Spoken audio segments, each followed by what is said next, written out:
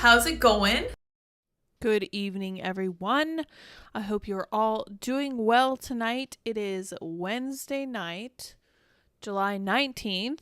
Every time I try to say what day of the week it is, I always get it wrong, so I just kind of stopped doing that. I had an appointment at the DMV this morning, and I was told by, I think it was MSNBC, that Florida is one of the worst states to try to vote in, but that was not my experience at the DMV today. I told them what party I wanted to be affiliated with, hint, none. And it was just as easy as that. I put my name on the list. They are going to email me when the next elections are, and we will see where we go from there. So I don't know if you guys saw that, but there was like a list of the top 10 worst states to live in. So Florida is great in like childcare and not having an income tax and all this other stuff, but it's lacking inclusive policies.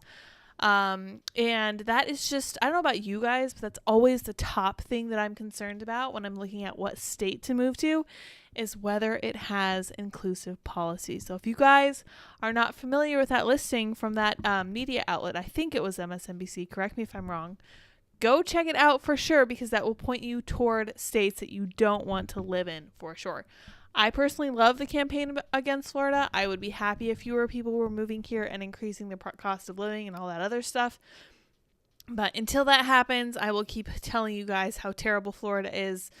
Not really. And sharing pictures of all the wildlife here, because there is a lot. Like, I've never seen so much before in my life. But there are a lot of shark attacks, so be careful in the water if you do go out in the ocean, because it's hot this summer. Which is the thing that happens, but also it is kind of unusually hot. Let's talk about parenting, because I've been reading as I go along. A large part of my Instagram scroll now is dominated by some of the slight parenting tips, learning about child development, learning about how toddlers develop, learning about what to expect from your baby, how to help your baby sleep better, and all that other stuff. This was an interesting piece from the Daily Mail, not the Daily Wire. And I want to see what you guys think, since a lot of you guys are parents. Gen X father sparks furious debate after making his 4-year-old son heave massive jugs of water across the yard as punishment for hitting his mom, because Gen Z liberals made it so we can't spank kids. Right off the bat, I have to say I think that 4 is a little bit too young to be passing this kind of judgment on, but let's read the whole story. Maybe there's information that he doesn't give or that they don't share in the headline.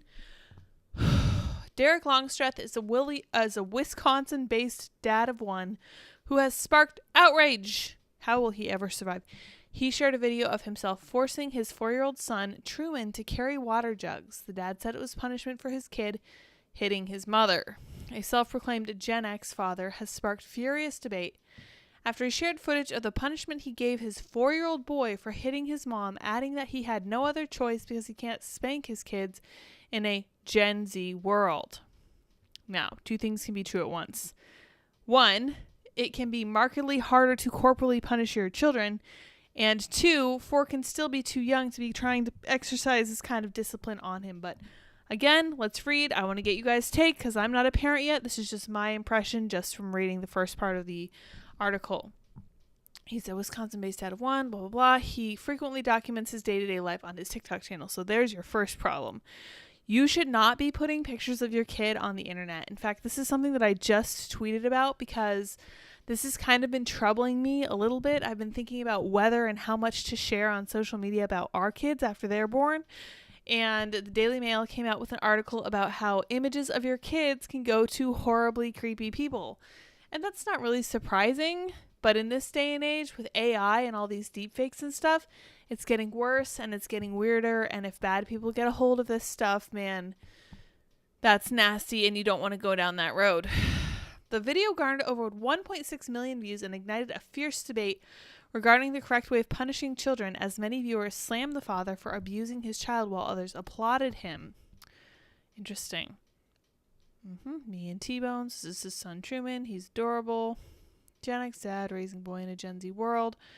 All right, little man, let's go. You've got all these jugs to carry, Derek said to his son as he showed 5 water gallons. So it's 1 gallon a piece of water, it sounds like. He added, he hit his mom today, so spanking's out of the question because you liberals made it so we can't spank our children anymore. The father recorded his son struggling to carry the large water jug across the yard while offering him words of encouragement. Okay, so To me, this definitely at least doesn't sound like abuse, even if it's not the right way to go about disciplining your kid. If you're sitting there and you're encouraging your kid and you're telling him how to do it successfully, that's not abuse. Sorry. It's just not. Let's go, young man. I love you, just so you know, but you're not going to hit your mom, he said. You can do it. I love you, son, but we don't hit women in this family. The father then explained why he chose the punishment of carrying the jugs. He's 4. We're not allowed to spank in the state of Wisconsin because some liberals are saying there are better ways. Well, liberals, what's the better way? That's actually a very valid question. The question then becomes, is this a valid way to punish a kid for doing something like hitting his mom? He clearly has an understanding of right and wrong at this age. He knows what he's doing to some degree. He may not have full control of his emotions yet, but he has to know that this is wrong. What do you guys think about this form of punishment? After getting his grievances towards liberals off his chest, the dad continued to try to teach Truman a lesson. In the video, the child could be seen getting increasingly tired after carrying all the jugs to and from their fence, with him saying he can't do it many times. However, Derek encourages his kid to keep going. At the end of the clip, Derek asks, "Are you going to hit your mom again?" And Truman says, "No." Derek also makes his son apologize for hitting his mom.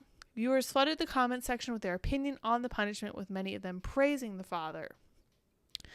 "This is the best and most effective way to discipline your child. This is an amazing way to go. Good dad, raising his son right. Big respect to this dad," etc. You know there's positive, you know there's going to be negative from ladies. So let's read. "This is abuse. I said what I said. I'm sorry he hit his mom, though. Talking out is fine. He's just too little for this. You don't want him to associate work as punishment. How about no TV, no sweets, something that is usually a privilege? Work is something that is good." That's actually a really interesting point, because I personally do find work to be a net positive. I used to use work to distance myself from a bad day and kind of bring my world into perspective. Now, making it into a bad thing might not be something that you want for your kids. When people ask where the next traumas will be, it'll be every moment of being a phone in their face. Did you need to post this? Pathetic. Okay, so his issue is just with the dad recording this, whatever. That's not good analysis because it's incomplete. You are the problem as a father. If that's how you discipline a child, good luck with those prison visits. Let the government control your life like ... That doesn't make sense. Thank you, Insane Shane, for that commentary. Interesting. Well, what do you guys think? I just thought it was kind of interesting. I can think of worse ways to punish a kid. I do, like that one person was referencing, I do think that work should be considered a net positive. You should talk about why you're doing it. You should talk about the goal.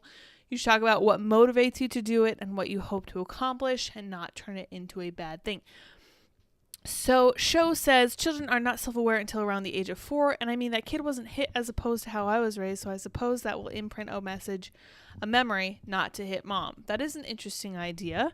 I was also corporally punished, Andy was not. We both turned out in similarly great ways, so it's kind of hard to tell just based on our anecdotal experience which is better and which is more positive. Obviously I'm going to be reading more about this as we are having our own kids, but this is kind of an interesting way of punishing your kids. Might have been a little bit too much work. Again, that commenter pointing out that work should be a positive thing in this kid's mind really kind of stays with me, and I think she might be onto something. Good for her. It's rare to read an insightful comment on the internet. So, you guys, we might have an answer to our mystery. We have news. Oh, that's not it. We have news about the lady who disappeared. Okay, Carly Russell, who disappeared for 48 hours, and we thought she was kidnapped, and everyone thought she was going to try to save this little kid from the side of the road. Let's see what happened here. Late to this party, this seems pretty inventive. Props to Dad for a creative life lesson. That's true. It is a creative life lesson, and it is not corporal punishment. Could be a positive thing. Definitely going to be memorable. I don't know if I remember anything from when I was 4. I do remember from around the time I was 3. They say that's about the time your earliest memories are formed. Your earliest conscious memories, obviously, you have more than that. Typically, a good predictor of what the child would look like is a brother of the mother and the father in a mashup. Interesting. Thank you, Keenan.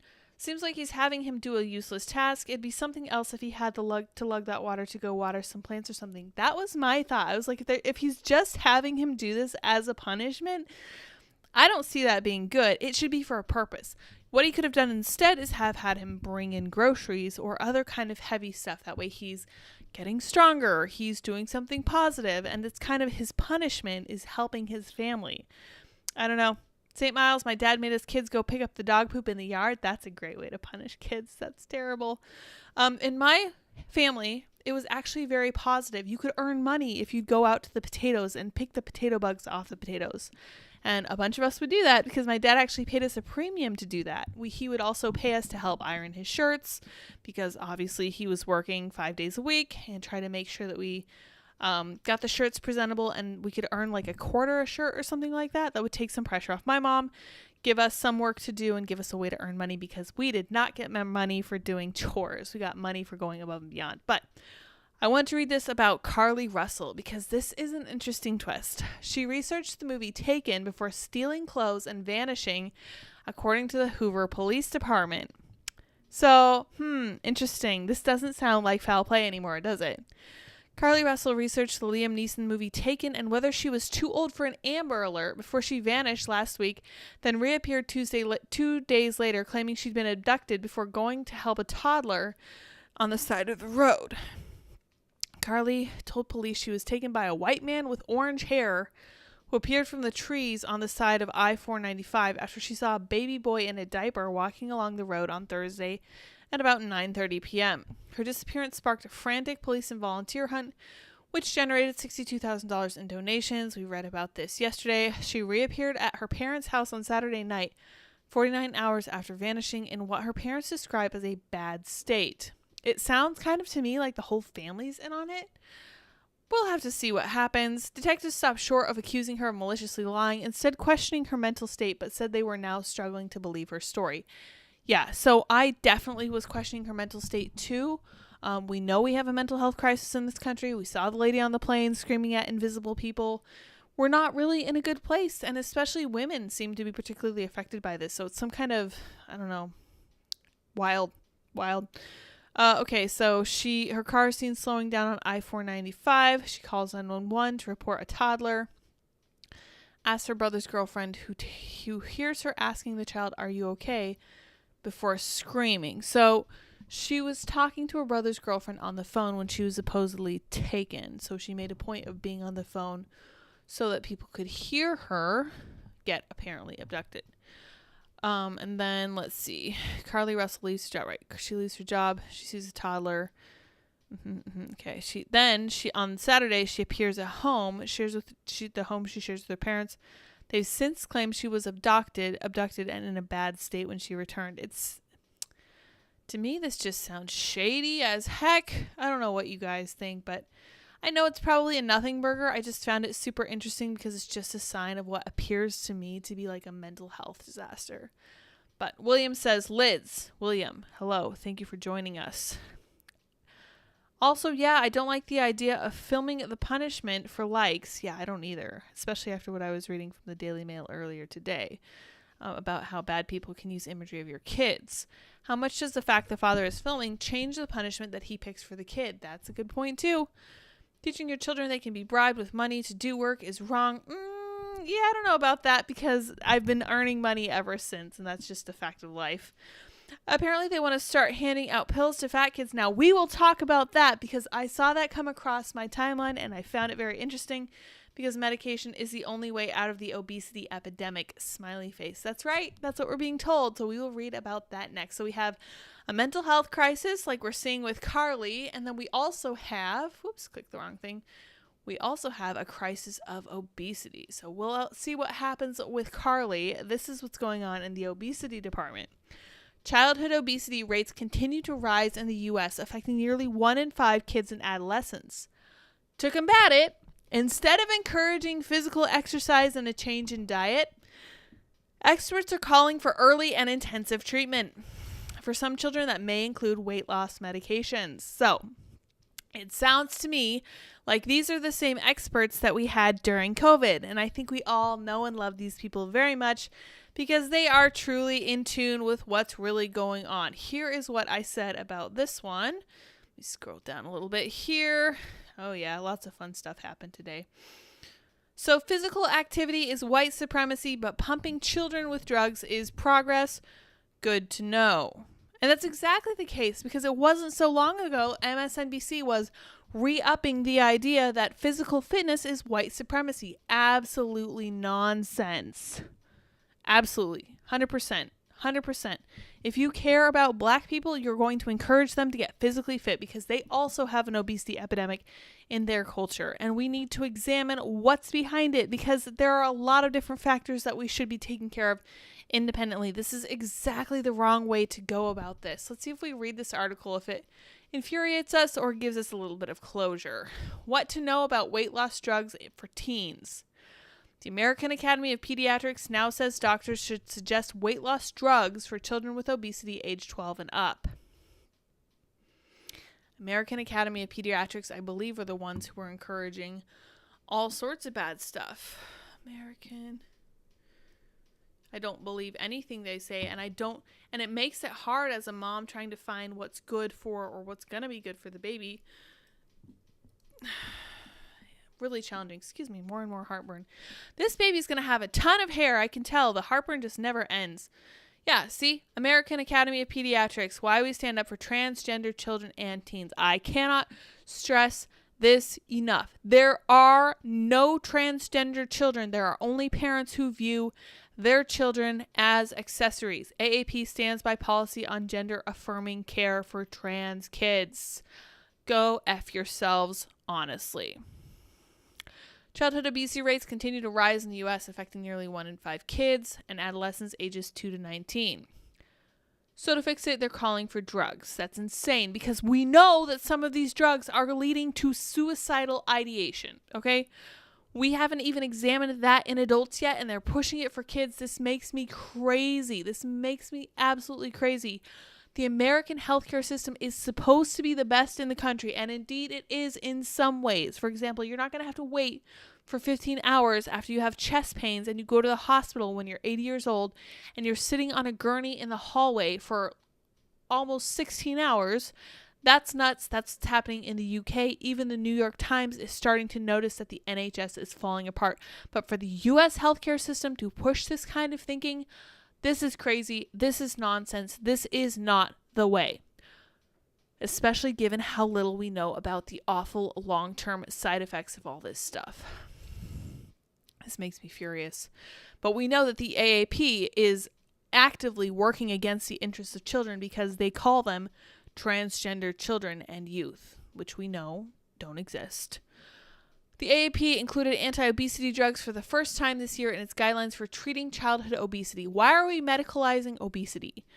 I know that it's an actual physical issue. It has physiological effects, but it's not a medical issue. It's not a disease that you can catch from someone else or that you can pass on to someone else or that you inherit directly from your parents. This is multifactorial. It's based on the fact that you're not eating correctly. First and foremost, you cannot outrun a bad diet. You talk to me about working out all you want.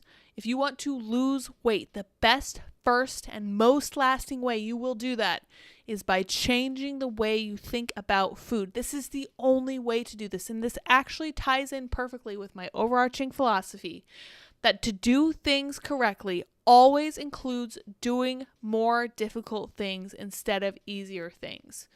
Period.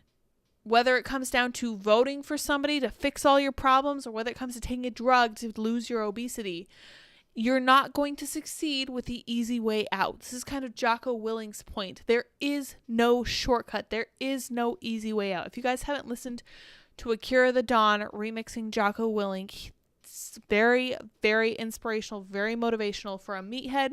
Jocko has fantastic insight. He was a great leader in the military, and he is constantly harping on the idea of extreme self-ownership, of pointing out to yourself all of the ways that you can take control of your life, which is a true stoic idea. Looking around you and saying, how can I improve my life? What steps can I take to make sure that the world is better for me and for the people around me? How can I fix this? There has to be something I can do instead of sitting around and waiting for Prince Charming to come save me. Nonsense. Absolute nonsense. And Jocko's right and the AAP is wrong on every level. The recommendations were immediately met with controversy, especially from groups concerned about eating disorders who worried that including weight loss drugs would ultimately be harmful to children. That's another good point. The drugs, though highly effective for weight loss, do come with drawbacks. They are pricey, not always covered by insurance, and experts believe people taking them will need to be on them long term. here's what parents and adolescents should know about weight loss drugs. How long do teens need to be on weight loss drugs? Doctors who treat obesity in children say one of the most common questions they get from parents is how long will their child need to be on the weight loss drug? It's not like you take one drug and it fixes your obesity, because nothing's that easy. Let's be real. For all of the miraculous things that we can make medicine do for us, there are always side effects, and it's never a one-time fix. For GLP-1 agonist drugs like Wegovy, there's a growing consensus among experts that adults will need to be on them long-term to maintain their weight. Indeed, studies have found that when people who have had success with the drugs go off them, many gain weight back. Well, the problem with gaining weight back is that lots of people who lose weight at all tend to gain weight. The people who maintain lost weight have changed, have come to terms with the way they view eating. And what's happening in the US is that a lot of people are using food as a way to cope with all kinds of things, from stress to loneliness to past trauma. If you follow some of these shows on, what is it? I forget what channel it is, but shows like My 600-Pound Life, they are constantly surrounded by people who are affirming these terrible lifestyle habits, or they have past trauma that has put them in this position. It's not just about the food. And this is what I mean when I say the solution is always very, very complicated, and it always involves a lot of personal responsibility. If you want to fix something like obesity, you need to go to the individual level and address with people what has made them turn to food instead of turning to talking to someone else, going for a run, reading a book, doing meditation. There are other options you have, but you feel like you are going to turn to food first because maybe that's what you've always done. Maybe that's just what you're familiar with. I personally have strong emotional connections to certain kinds of foods that I ate when I was growing up that I have like really positive memories. I remember drinking Dr. Pepper with my aunt who died. I remember eating blueberry bagels with my grandmother before we went on walks. I remember drinking coffee with my dad. These are ways that I bonded with people when I was growing up. Thankfully, I don't have trauma attached to that, but part of the reason I was heavier than I wanted to be was because I was working very hard, and when I had an opportunity to treat myself, I would do so typically with food. That's not the way to fix it. Realizing that that was my issue helped me come to terms with it and actually lose a bunch of weight. Now, when I started taking medicine for MS, that was all kind of up in the air. We'll get it back to where it needs to be. I'm just trying to stay healthy for the baby right now. But if you are obese and you're not interrogating yourself and taking full stock of your psychological understanding of the world and how you view food as it plays a role in that, you're never going to fix it. You will be on these drugs forever.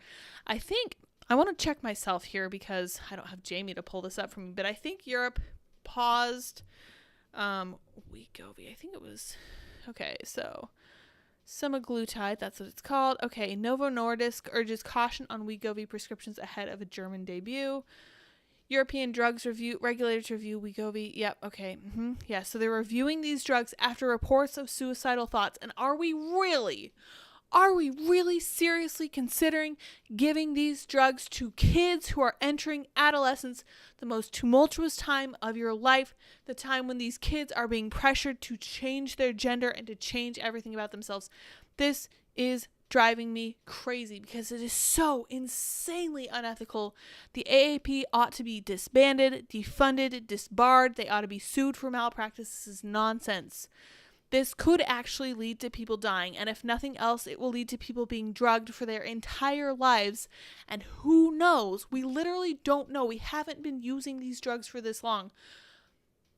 Who knows what other side effects we're going to find as we go along, because we've literally found cancers that come from all sorts of different things. All this miracle medicine we thought we had, we found out that Tylenol can be linked to autism in infants. We found out that antidepressants don't really do what they're supposed to do. We're finding that birth control is causing all sorts of cancer. If you guys can't tell, I feel pretty strongly about this stuff. The solution to obesity is not drugs, period. Texas Rangers 4 says, thank you for honest talk about being fat. I needed that. I came to terms with the concept of being fat a long time ago when I started to notice that people were super sensitive about it. And I was like, but this is super important, okay? If someone's telling you that they are worried about you, they're worried about your health, if they're telling you that they think you might have psychological issues, you're going to be really grateful if they point that out to you. But if they're telling you that you're overweight, you're going to take it personally and you're going to get upset about it. Why is that? If there's a problem, there's a problem. It doesn't matter if it manifests by giving you extra pudge around the middle, or if it manifests in like depressive thoughts. You got to come to terms with it. And if someone's calling you out for it, it means they care about you, not just that they're trying to insult you. Now, women especially have a hard time with not taking this stuff personally. I get it. But if someone cares enough to say, hey, you're looking, I'm worried about your health. Is there anything I can do to help you? How can we make this better? And then kind of working with them. That's great. It's a wonderful thing that a friend would do. It's not something to be ashamed of, not something to be embarrassed about. All right, let's see the conclusion of this article and then we'll move on. Though effective, the new class of weight loss drugs has gotten a lot of attention for its side effects, which can include upset stomach, nausea, vomiting, diarrhea. Sometimes the side effects will lead to people using the drugs. Now, why are they not mentioning... Okay, I need a deep breath. Why are they not mentioning the reported suicidal ideation that's happening with these drugs? Because not doing this is journalistic malfeasance on the part of this journalistic enterprise, which I believe is NBC. Ludwig said the side effects are actually a direct result of how the drugs work by slowing how quickly the body digests food. Food stays in the stomach too long. People develop nausea, vomiting, blah, blah, blah. Still, he says the side effects pale in comparisons to previous generations of weight loss drugs and weight loss surgery. So, man, this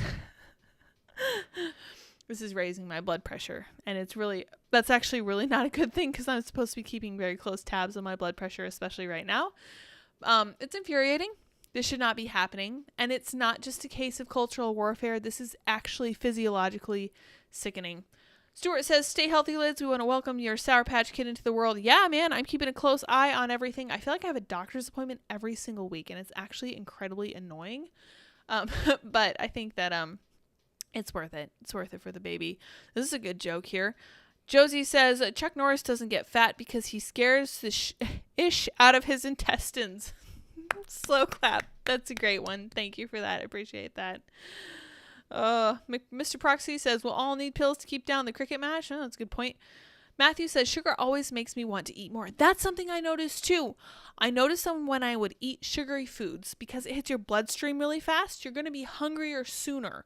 So you're eating the same number of calories, but you're feeling hungrier. There's less satiation. When I started doing low carb stuff and I started focusing on eating stuff like cheese, I love cheese. Cheese is one of my favorite foods. I used to eat a lot of cheese and meat, peanut butter, avocados, stuff like tuna I could take with me, an avocado I could take with me, Greek yogurt would travel alongside me as I worked 3 different jobs and went to school. And I found that stuff to be really, really filling. And the lack of sugar made it stick around so much longer. Carter says, if you can't stop eating, drink coffee. Glad you could join us this evening, Carter. I don't know about drinking coffee. The effect for me with caffeine when I drink too much coffee, which obviously I can't now because I don't want to turn my baby into a vibrating ball, used to make me feel like I was hungry. So when I would get really jittery after caffeine, I'd be like, oh my gosh, I feel exactly like I have low blood sugar. I'm going to eat something. Carter says, I just tuned in and have no idea what we're talking about, so sorry if I'm totes wrong. No, I think you're right. I'm just ranting about using anti-obesity drugs in kids because it's absolutely disgusting and sickening. And the American Academy of Pediatrics needs to be disbanded, dissolved, disbarred. Disbarred isn't the right word for a doctor, but they need to have their medical licenses stripped, reviewed, and they need to be sued for malpractice because of their stances alone on transgender youth and also on this idea of being okay with signing off on obesity drugs for children. Oh my gosh. Okay, so a different thing to get upset about. This is really funny from Molly Hemingway. Conservatives listening to their favorite band who hates them, and it's a wolf with like 100 arrows stuck in its back, and he looks very annoyed. And he's staring at this poor little tiny wolf puppy who has 1 arrow in his back, and this one says, liberals learning some country singer they don't even listen to made some corny conservative song. And we're going to talk about Jason Aldean because this is an interesting story. And I want to drive home to you guys that Jason Aldean's wife also came under fire a while ago for saying exactly what I say, which is when I was younger, I was a tomboy, and I'm so unbelievably grateful that my parents chose not to do anything like they're doing with these ridiculous drugs and so-called treatments that people are doing for their trans kids. So let's read this statement from him about his song. Jason Aldean tweeted yesterday, "In the past 24 hours, I have been accused of releasing a pro-lynching song, a song that's been out since May, and was subject to the comparison that I, direct quote, was not too pleased with the nationwide BLM protests. These references are not only meritless, but dangerous. There is not a single lyric in the song that references race or points to it, and there isn't a single video clip that isn't real news footage. And while I can try and respect others to have their own interpretation of a song with music, this one goes too far."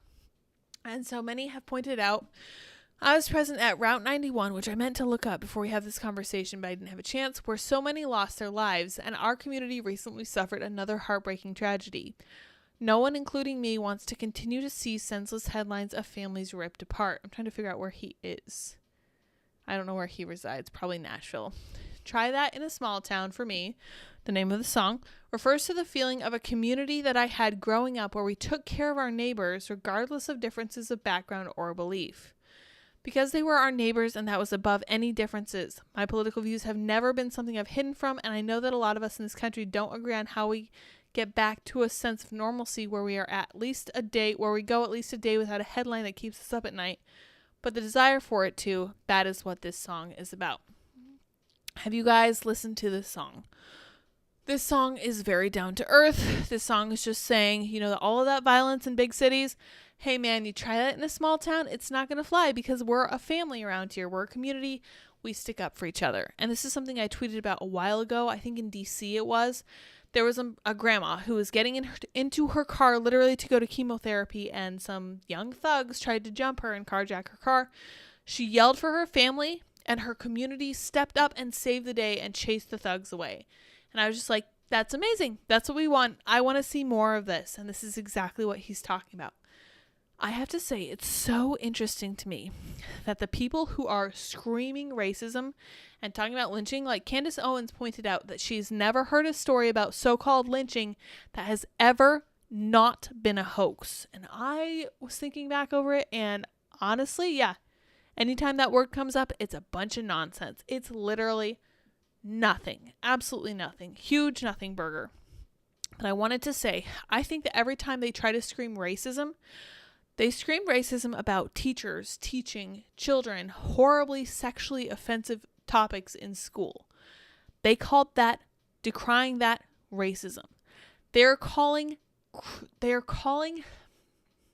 Jason Aldean's analysis of inner city violence racism. And I gotta be honest, that says more about them than it does about him, because he's not calling anyone out by the color of their skin. They are the ones hearing what they're calling a dog whistle. And what I always point out about dog whistles, or what the left calls dog whistles, more heartburn, is that they are the only ones hearing these things, which says a lot about their status as dogs, honestly, because I'm not hearing anything. Jason certainly didn't write anything about that, but you're hearing something. What does that say about you? Seriously, obviously, they never have to answer that question because they are just off in their own little echo chamber. They're buried in their echo chamber. They never have to come out. But at the same time, it bears questioning, because every time they try to cry racism over something that's clearly not about race, the question becomes, who's the real racist here? And I know, blah, blah, blah. What if the shoe were on the other foot? Whatever. It's true, though. These people are actually the racists for hearing these so-called dog whistles. All right. Stuart says, where is that Andy fella? He is still working. Unfortunately, they are keeping him really busy over there at Public Square. They're going public tomorrow. I'm so excited for it. Carter, you consume far too much caffeine, says Stuart. Yes, he does. If you want to give Carter a gift, send him a bunch of energy drinks and coffee. So glad Carter's here. St. Miles says, I bought Jason's song on iTunes. Absolutely. Barely a country music fan, but I also bought his song. Yeah, I don't like Jason Aldean's brand of music, and people are like, I hate this song. I'm like, it's not about the music. It's about sending a message. Very much like it wasn't necessarily about Budweiser. Again, it was about sending a message. So even if you really liked the product, for you to be willing to step away from it, that was a sign that something's really wrong. And the people who are trying to shift your worldview and tweak your opinions of things should listen up and pay attention to you, the customer. Let me see what I have up here next. Oh yeah, okay. I just thought that comic from Molly Hemingway was funny because I listen to a ton of artists who really, really hate my guts. And I'm still, although it is harder, still able to separate the art from the artist. And it's not always easy, but I push through, and most of the time they're not too annoying. It is interesting, though, that liberals are okay signing off on these ridiculously violent, disgusting, perverted, misogynistic, explicit rap songs. That's fine. That's empowering. Again, back to the whole real racism thing. You want to talk about holding a culture and a community back. Look at the music that's foisted onto the black community. That is not empowering. That's not the way you get ahead. You don't win by selling drugs. How many gangster rappers have we seen killed over the course of the last 10 years? Seriously, it is not a good genre. They promote awful things. The rap artists that I like, because I appreciate rap as a genre, not a lot of these modern artists, though. The rap that I do enjoy is from people like Logic, who question the whole idea of the rap game, who question the selling the drugs, who question the downtrodden of kids. Man, it's a serious issue in the black culture, and something that they could actually help solve if people were to take a stance and say, hey, that's bad. That's going to get you into trouble. Don't do that. Don't sell drugs, kids. Stay in school. Don't go out there and try to get a bunch of cash and do all sorts of flashy things and live a high-risk lifestyle. But no one's doing that except people on the right, who are then branded racist by the actual racists. Stuart Walker says Tom McDonald is the man.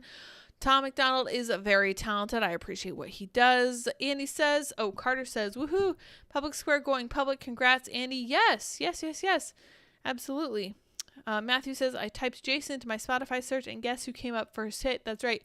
I posted an Instagram story earlier today and was able to use that song on that Instagram story. I know that won't make any difference because I didn't actually buy it, but it was kind of an interesting experience. Again, though, I don't like that kind of music. I'm not into it.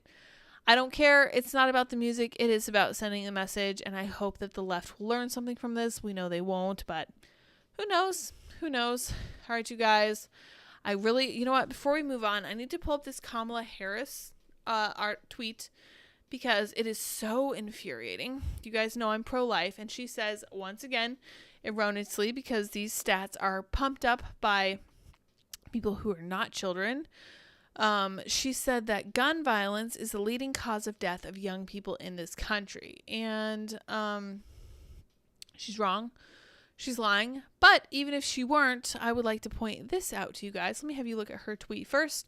Gun violence is the number one cause of death for children in America. It's not. Abortion is. And then following that, drowning in car accidents.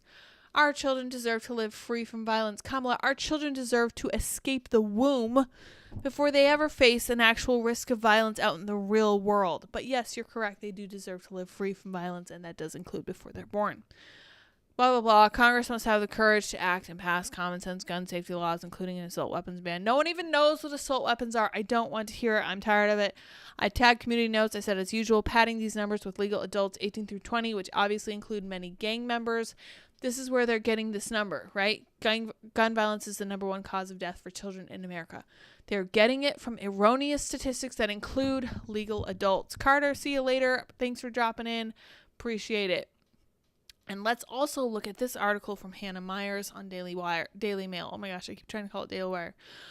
Gun-toting gangs of children are terrorizing America because soft new Democrat laws let them get away with murder, and we all pay the devastating price. So, Kamala Harris may have been right, but part of the problem is Democrat leadership in these big cities. Kids are actually going out and killing other people, killing other kids. So yes, if you want to talk about children committing crimes and being victims of crimes, let's examine some of that soft on crime Democrat leadership, Kamala. America's in the midst of a juvenile crime wave. Progressive adults have only themselves to blame. On Monday night, 3 teens were shot in New York City's Times Square. Police say the gunman, still on the run, knew his victims who are recovering in hospital. Hours earlier in Brooklyn, a 15-year-old was struck in the back by a bullet. Locals believe the violence is related to warring groups of neighborhood kids. On Tuesday, that boy died. It was another steamy summer night in the Big Apple where adolescents are increasingly victims and victimizers. But these surreal scenes are playing out across the country with teens and preteens violently mobbing downtowns and assaulting young and old alike. Make no mistake, our youth are spiraling out of control. So we have a mental health crisis, we have an obesity crisis, and we have a child violent crisis. But you know what the left wants to talk about? A climate crisis. Give me a freaking break. Last week in San Francisco, 81 minors were arrested for destroying a light rail vehicle. They were reportedly carrying guns, fireworks, drug paraphernalia, and shouting "F the police." Oh, shocking. Wow, where have we heard that line before? Honestly. The weekend before that, in the city by the bay, thieving gangs of kids in ski masks armed with baseball bats targeted stroller moms at school pickup. Cool. Very cool. Good work, everyone. Really, really happy to hear it. Jeez, that's horrifying. It's a stroller. Jeez. In early July, an Afghani refugee and former U.S. Army translator was shot and killed while working as a Lyft driver in Washington, D.C.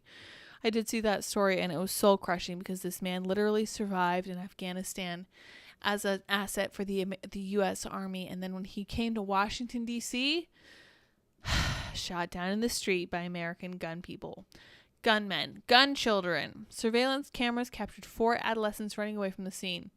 "You just killed him," one exclaimed in horror. Yes, you effing idiots. You kill people when you fire at them with weapons. That's how it works.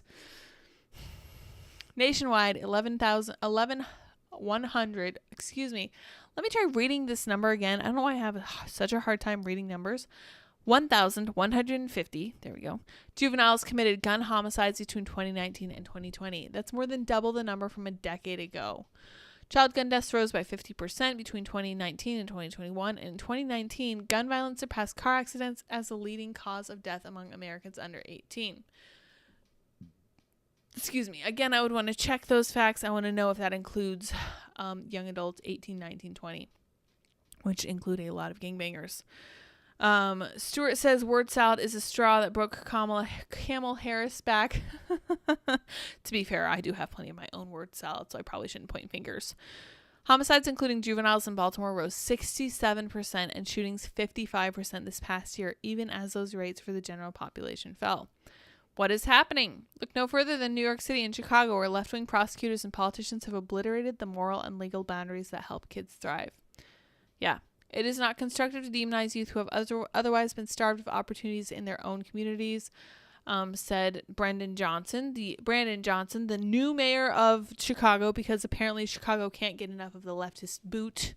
They need more of it after Lori Lightfoot just wasn't left-leaning enough for us. Oh my gosh. Andy says retweet. Let's see what Andy has tweeted for me tonight.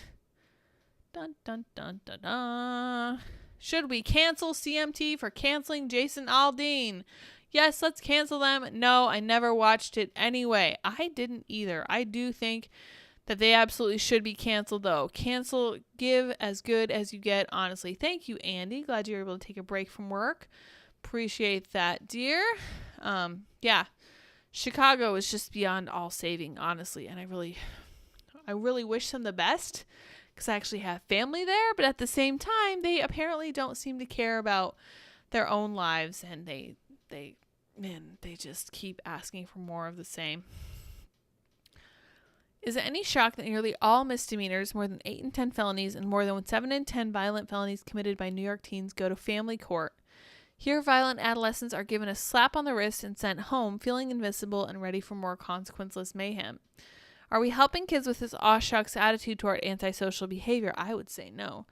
The number of juvenile shooting victims in New York City has more than doubled between 2017 and 2022, meaning an additional 78 kids were shot. Oh my gosh. A full 10% of victims shot last year were under 18. In the same period, the number of juvenile shooters rose from a stomach-turning 156%, accompanied by a 62% jump in gun arrests for that group. And adults have no right to be surprised by these horrifying results. Yeah, she's right. She's entirely correct. That's exactly what you get for not caring about this problem and for not trying to actually fix the issues that belie this. So this is part and parcel with what I was just talking about when I was referring to the music that is most popular in these cultures, pushing the idea of running drugs, running guns, engaging with this super high-risk kind of lifestyle and having no concerns about what might happen to you in the future. just not caring anything at all about what happens to yourself or your family or the people around you. It is no joke, man, and it's only going to get worse until we decide to start holding people accountable. Andy says, I missed Carter. You did. Hopefully he will join us in the group chat where he makes like a semi-annual appearance, but we'll see what happens there. I won't hold my breath. So yeah, I thought that those two stories kind of tied together because with all the violence being promoted in the in this music that is pushed on these communities, it shouldn't be any surprise to anyone that people really truly view that as a positive and they push for it. That's crazy to me. We're going to look at a possible case of a hate crime, and we're going to look at what Muslims think about Justin Trudeau. So let's talk about this one first. I thought it was kind of interesting, but I haven't had a chance to fully analyze it yet. A disabled transgender man is shot 5 times with a pellet gun in a drive-by transphobic attack as he traveled to a Michigan gas station for a snack. All right, so Andrew Blake Newton, 30, said he was violently assaulted with pellets from a gun on Saturday night. Okay. The transgender man, who was wheelchair-bound, was on his way to a local gas station when the alleged attack occurred. Okay. Authorities are working to track down criminal offenders and are offering a $1,000 reward to anyone with information. Transgender man shot 5 times over the weekend from a car full of people who mocked the disabled man and yelled anti-transgender slurs before laughing as they drove away. Okay, so before we move on, do you guys believe this person's story? Because right off the bat, I don't. And unless this is on surveillance camera, I will not believe it because it's very hard to pick out if someone is a transgender man. Now, this is not a transgender woman. This is not a man who thinks that he is a woman and is acting in accordance with that understanding of himself.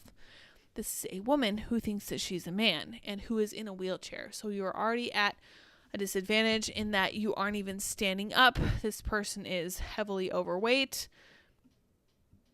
Don't believe it. I don't believe it. I'm going to track this story because now I'm just curious. Stuart says, please hit the like button. Do that indeed. He was traveling in his wheelchair on the sidewalk at the time of the attack, which allegedly came from passersby in a small tan sedan. Okay. It is reprehensible that someone would do such a cowardly, despicable thing to an individual in a wheelchair, and they need to be held accountable. Fair enough. If it did indeed happen, I'm not convinced that it happened at all.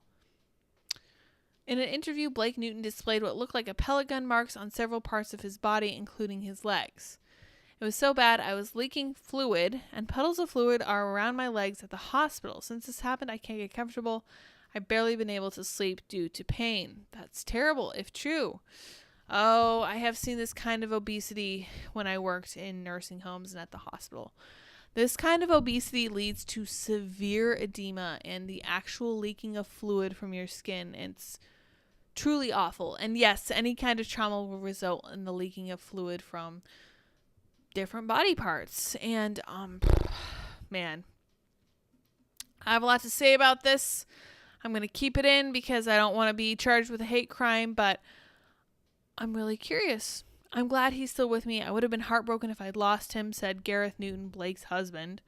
Relieved his partner wasn't more grievously injured. I have seen trans people of color on social media being gunned down. Where did you see that? Because I happen to know the facts on the violence afflicting the transgender community. And statistically, transgender people are much less likely to be murdered or attacked than people in the regular community. And you guys are welcome to look that up and fact check that for me. But I just don't believe this person. And I hope that the police department follows up with them down the road. So, let's see this person's name. Andrew Blake Newton, age 30. I'm trying to eat. I'm sorry. Bear with me. I just thought it was an interesting story.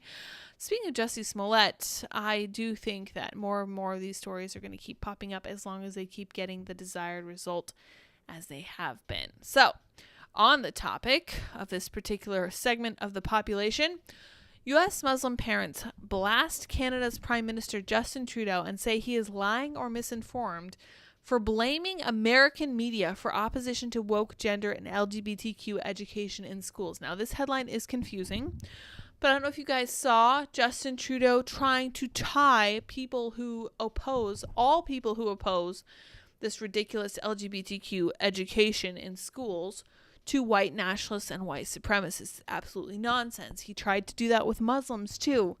It's not going to work. It's just not, because diversity and inclusion does have a breaking point, and Muslims are going to be it. I guarantee it. Trudeau last week met with parents at a mosque in Calgary to discuss their concerns over LGBTQ themes in schools. Trudeau told them that there was a lot of misinformation being spread and said much was spawned by the American right wing. 2 Muslim parents in Maryland took issue with Trudeau's claims, saying he was accusing them of being bigoted and he needed to be more tolerant. There you go. There you go. You need to be a little more inclusive, because you, the chief arbiters of diversity and inclusion, have brought Muslims into your team, and now you expect them to act as diverse and inclusive as you do. Well, I got news for you, buddy. Muslims are not like American Christians. Muslims actually still remember what they believe, and I disagree with them, and I think they're wrong in many areas, but at least they have the gumption to stand up for what they actually believe as part of their religion. The Canada leaders said the LGBTQ issues were being weaponized. However, a family in Maryland took exception to his comments, saying when we spoke, we were categorized as the right wing. We were categorized as bigots. Yep, and that's going to continue until you become more diverse and inclusive. Sorry. Trudeau said those complaining on social media about LGBTQ issues in schools were spreading a lot of untruths about what's actually in provincial curriculum. They're weaponizing the issue of LGBT, which is something that, yes, Islam has strong opinions on. Yes, it does. It's interesting that you're aware of that, Mr. Trudeau.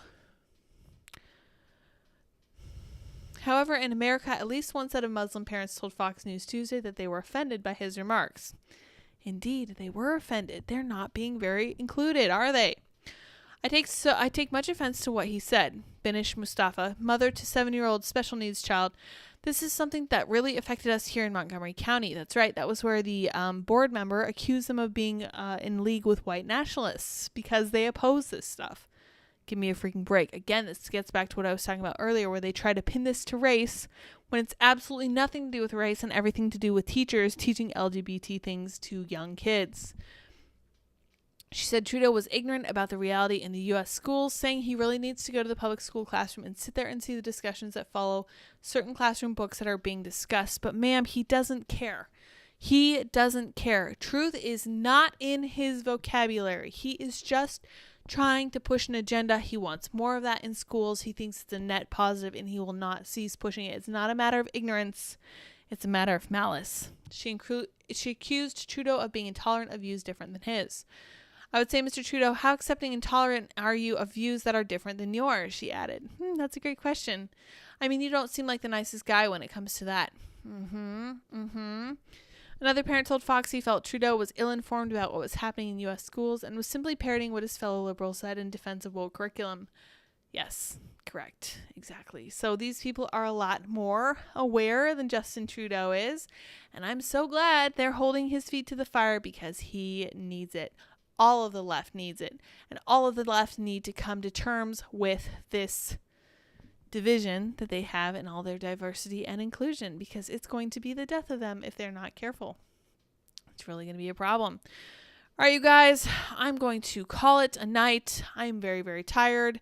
I've successfully made it through multiple waves of heartburn, which is fantastic, let me tell you. I drank a bunch of milk before the show, and I was trying to keep tabs on it. Tums don't really help, but milk tends to. However, I'm done. I'm over it. It's 7:53, you guys. Go over and enjoy Timcast IRL. We are going to be talking to Seamus Coughlin, a good friend of the Trad Queen Story Hour, sometime in the very near future, so look forward to that.